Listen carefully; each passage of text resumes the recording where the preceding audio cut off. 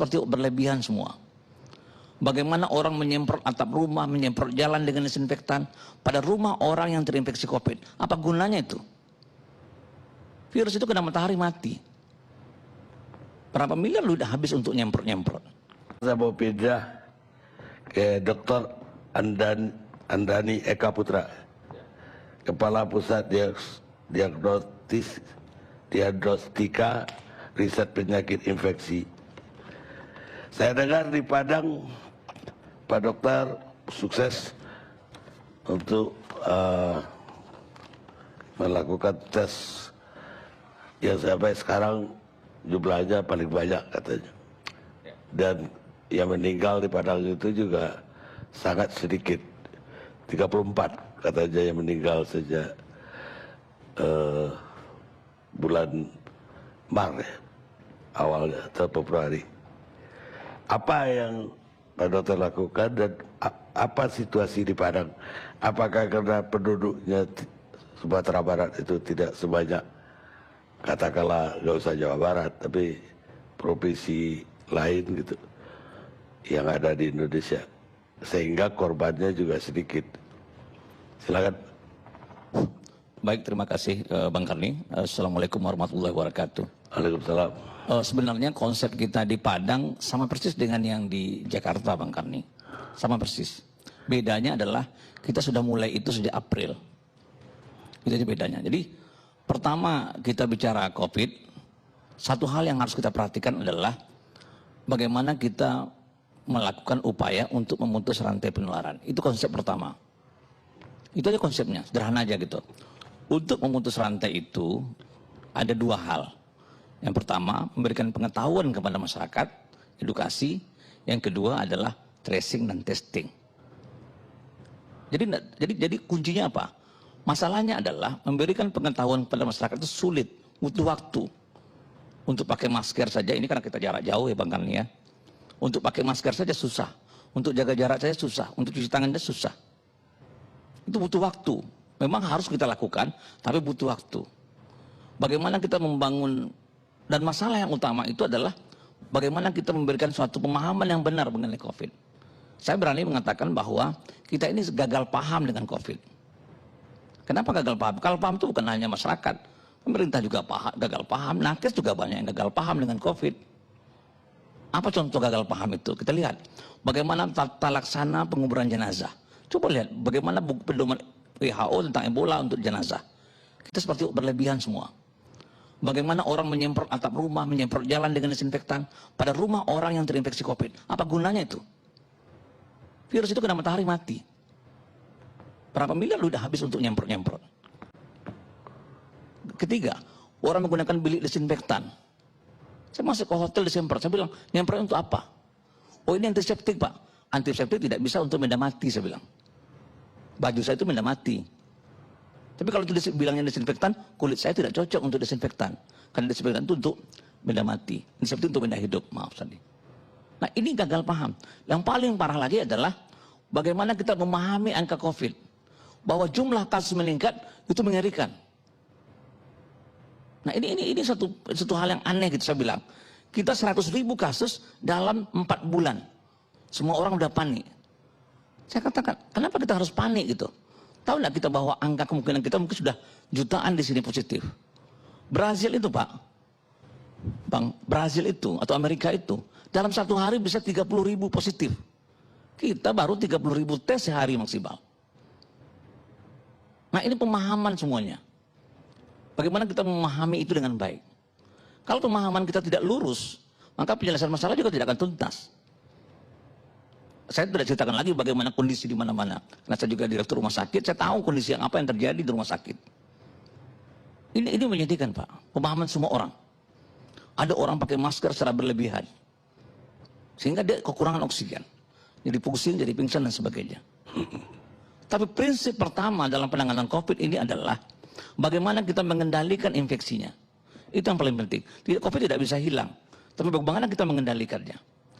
Nah untuk mengendalikan itu ada satu indikator yang bisa disampaikan. Bukan jumlah kasus, tapi angka positivitinya. Tingkat positivitasnya. Saya katakan, hari ini saya temukan 20 kasus positif. Besok saya temukan 100 kasus positif. Apakah tambah jelek? Belum tentu, saya bilang. 100 positif dari 1000 pemeriksaan. 20 positif dari 100 pemeriksaan. 20% dibanding 10%. Tidak bisa dibandingkan. Maka saya katakan, atau kita rubah. 10 positif dari 100 pemeriksaan, 100 positif dari 1000 pemeriksaan. Mana yang bagus? Tetap bagus yang 100 yang ditemukan. Tapi opini akan mengatakan itu jelek. Kenapa saya katakan itu bagus? Karena kita berhasil menyelamatkan, menarik 100 orang yang berpotensi sebagai penular untuk menyebarkan penyakit. Itu manfaat nilainya. Nah, pemahaman itu harus muncul. Nah, ini yang banyak kita temukan di lapangan, Bang. Ini yang menjadi masalah bagi kita. Maka di Sumatera Barat kita mulai membangun itu. Kita bangun kebersamaan dengan Pak Gubernur, dengan Pemprov, hampir semua pembiayaan kita dari Pemprov. Kita bangun kebersamaan dengan grup-grup LSM, dengan grup kawal dan sebagainya, dengan organisasi profesi, dengan ID dan sebagainya, dengan dinas kesehatan dan sebagainya. Itu yang kita lakukan. Kita bikin satu manajemen yang paling sederhana, yang paling rapi, yang paling mudah dipahami. Jadi saya katakan data hasil pemeriksaan saya hari sebelumnya sudah diterima oleh Pak Gubernur jam 6 pagi. Itu rutin sejak bulan Maret sampai sekarang. Kemudian setiap rumah sakit akan menerima hasil lab itu setiap jam 10 harinya. Sehingga tidak lama-lama pasien menunggu. 24 jam selesai. Nah, karena kami menganggap tracing dan testing menjadi kunci utama, maka kita akan majukan di situ. Kita dorong di situ. Apa yang kita lakukan? Kalau kita bilang lab, Bang, lab FK Unan itu tidak lab yang canggih. Alatnya itu tidak terlalu lengkap. Tapi kami adalah salah satu dari 2 lab yang bisa menembus 2000 pemeriksaan per hari. Dan hanya kami satu-satunya lab yang bisa melewati 2500 pemeriksaan per hari. Tapi kenapa kami bisa? Jawabannya itu, Bang, kami punya hati dan semangat di situ. Kami tidak takut kerja sampai 24 jam karena niat kita adalah bagaimana melindungi masyarakat kita, bagaimana melindungi nakes kita. Saya berani katakan, Bang, bahwa gubernur yang sayang dengan nakesnya, gubernur yang sayang dengan masyarakatnya, ya, pejabat pemerintah yang sayang, maka dia akan melakukan testing sebanyak-banyaknya. Kenapa saya katakan demikian? Kematian nakes itu terjadi pada saat positivity rate tinggi, melebihi 15% atau 20%. Silahkan dilihat, Bang, datanya. Rata-rata kematian di situ munculnya. Pada posisi 15 atau di atas 20%. Ada satu fase di dalam pandemi ini, Bang, sebenarnya. Yaitu fase erupsi. Fase erupsi itu bisa cepat sekali terjadi seperti flu Spanyol. Sebentar aja, Bang. Tapi apa yang terjadi pada flu Spanyol? 40 sampai 50 juta kematian. Angka kematiannya kecil, 2 sampai 3%. Tapi jumlah yang mati banyak sekali. Langsung puncak lancip. Atau kita bikin puncak gunung saja, tapi tidak terlalu lancip. Tapi masih banyak juga kematian. Abang lihat pada di Amerika Serikat, pada fase erupsi 2000 sampai 3000 kematian per hari, Bang, di Amerika Serikat. Itu bisa lihat di data WHO. Di Eropa, di Spanyol, di Italia, itu 1000 sampai 2000 kematian. Jadi upaya kita apa?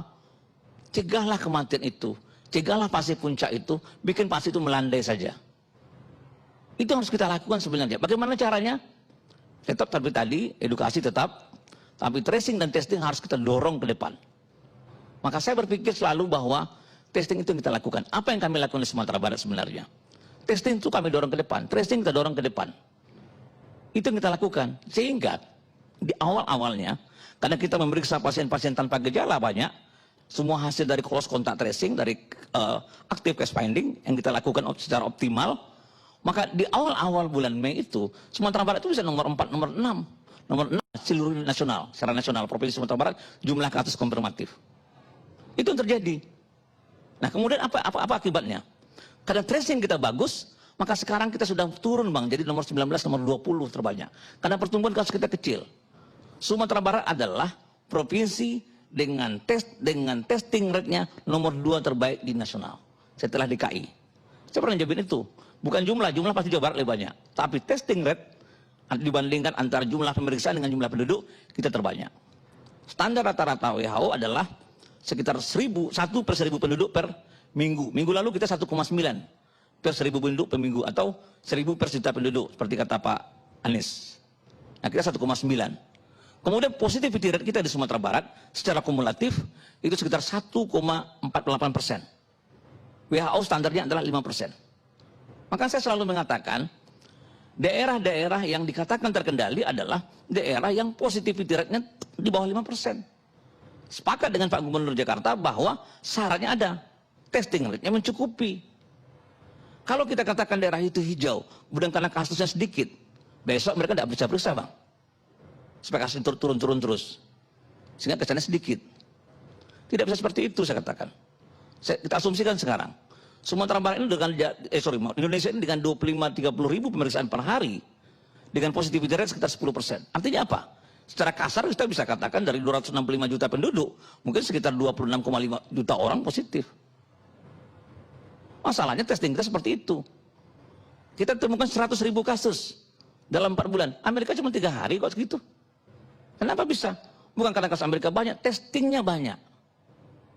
Maka sekali lagi adalah saya sampaikan kunci utama dalam pengendalian pandemi itu adalah bagaimana kita melakukan testing dan tracing yang optimal untuk COVID ini. Tanpa itu tidak ada gunanya gitu.